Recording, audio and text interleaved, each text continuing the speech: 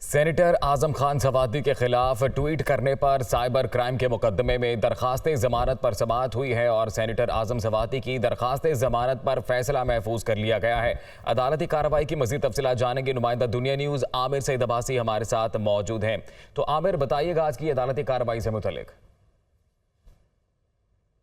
देखिए, इस्लामाबाद के स्पेशल जज सेंट्रल ने समाअत की सेनेटर आजम खान सवाती की दरखास्त ज़मानत पर, जिसमें उनका यह मौक़िफ़ था कि उनके खिलाफ जो मुकदमा दर्ज किया गया था साइबर क्राइम एक्ट का, वो बेबुनियाद है और उन्हें गिरफ्तार करके जेल में भेजा गया है। उन्हें ज़मानत पर रिहा कर दिया जाए, ये उनकी दरख्वास्त में मौक़िफ़ था। इस्लामाबाद के स्पेशल जज सेंट्रल राजा दलाइल मुकम्मल होने पर फैसला महफूज कर लिया है।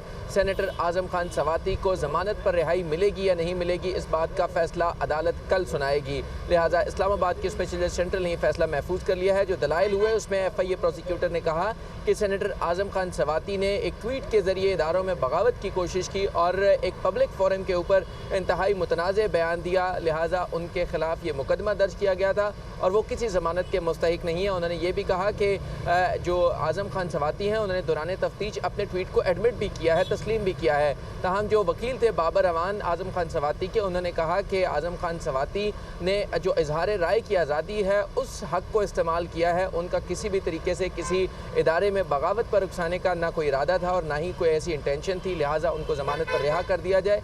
लिहाजा इस्लामाबाद के स्पेशल जज सेंट्रल ने अब आजम खान सवाती की ज़मानत पर फैसला महफूज कर लिया है, जो कल सुनाया जाएगा और फैसला होगा कि आजम खान सवाती ज़मानत पर रिहा होंगे या नहीं। इस बात का फैसला इस्लामाबाद के स्पेशल जज सेंट्रल कल करेंगे। जी बिल्कुल, महफूज फैसला कल सुनाया जाएगा। बहुत शुक्रिया आपका आमिर सईद अब्बासी, तफसीलात से आगाह कर रहे थे।